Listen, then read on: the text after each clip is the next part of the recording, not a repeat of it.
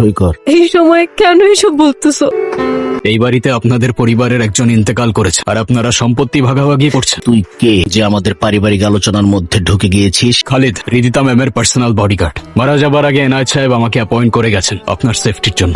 পরবর্তী 3 সপ্তাহ রিদিতা ম্যামের সামনে কে যাবে, কি খাবে, কে কথা বলবে কিংবা কোথায় সাইন করবে সবকিছুই হবে আমার পারমিশনে। এটা কি মামার বাড়ির আবদার? বললেই মানতে হবে। হু আর ইউ? আমি কারোর থেকে পারমিশন চাইনি কিংবা কাউকে রিকোয়েস্ট করিনি। আমি আলটিমেটাম দিয়েছি, এখন কেউ পরিবারের বাইরে হোক কিংবা ভেতরে, রিদিতা ম্যামের সেফটির ব্যাপারে আমি কারোর ইন্টারাপশন এলাও করব। লাশ সামনে রেখে দুনিয়াবি হিসাব নিকাশ শোনার জন্য চরম অসম্মানের। আপনারা সবাই দ্রুত জানাজা ও দাফনের ব্যবস্থা করুন।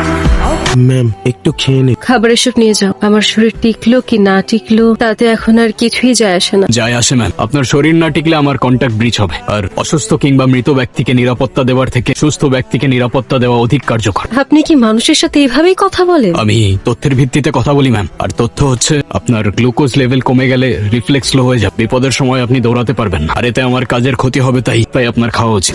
তুমি যেভাবে ভাবছো ওইভাবে কিচ্ছু হবে না। এই মেয়ে সাইন করবে না। ওসিয়তনামায় সাইন নেওয়ার সময় তুমি ওকে দেখেছো? তারপর যখন বডিগার্ড না কি আসলো ওকে দেখেছো? একদম চুপ ছিল, যেন সব ফোন দিয়ে আগের থেকে এটে রেখেছে। কালকে যদি মা তুমি আমাকে না থামাতে আমি এর শেষ দেখে ছাড়তাম। মানে যা করার আপোষে করতে হবে, জোর জবস্তি করে কিছু করা যাবে না। যদি পাড়া প্রতিবেশী আর আত্মীয় স্বজন সন্দেহ করে না, বিরাট একটা ঝামেলা হয়ে যাবে। স্যার, ওদিকে সব ঠিক আছে তো? জি স্যার। শোনো, ও কিন্তু আমার খুব ঘনিষ্ঠ বন্ধুর মেয়ে। তুমি থাকতে ওর যেন কোনো অসুবিধা না হয়। আপনি নিশ্চিন্তে থাকুন, আমার নজর এড়িয়ে কোনো বিপদ ওনার অব্দি পৌঁছাবে না।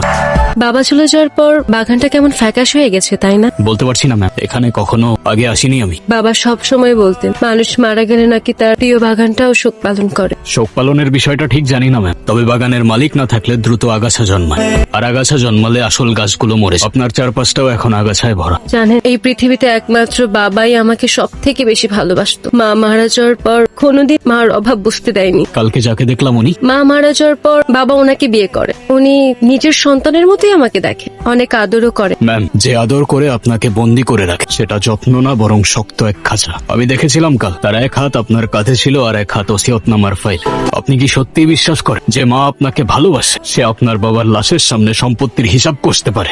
তোকে দেখে আমার কলিজাটা ফেটে যাচ্ছে রে মা। তোকে একাই ঘরে থাকতে দেখে আমার বুকটার মধ্যে খা খা করছে। চল মা, আমার ঘরে চল। তাছাড়া তোর সাথে আমার জরুরি কিছু কথাও আছে। জরুরি কথাগুলো দয়া করে এখানেই শেষ করুন। দেয়াল বদলে গেলে হয়তো আপনার কথাগুলোর অর্থও বদলে যেতে পারে। এটা কি ধরনের বেয়াদবি? আমার মেয়ের সাথে আমি একটু সুখ দুঃখের কথা বলবো, সেখানেও তোমার অনুমতি নিতে হবে? সমস্যা নেই খালিদ। আর মা কি বলতেছো? অনুমতি কেন নিতে হবে? আমার কাজ অনুমতি দেওয়া না ম্যাম, তবে আপনার সুখ দুঃখের কথার জন্য যদি রিদিতা ম্যামের নিরাপত্তার কোনো ইন্টারাপ্ট হয় সেক্ষেত্রে আপনার কথার মাঝে দেয়াল হয়ে দাঁড়ানোই আমার কাজ। যা বলার আমার সামনেই বলুন। তুমি ভুলে যেও না,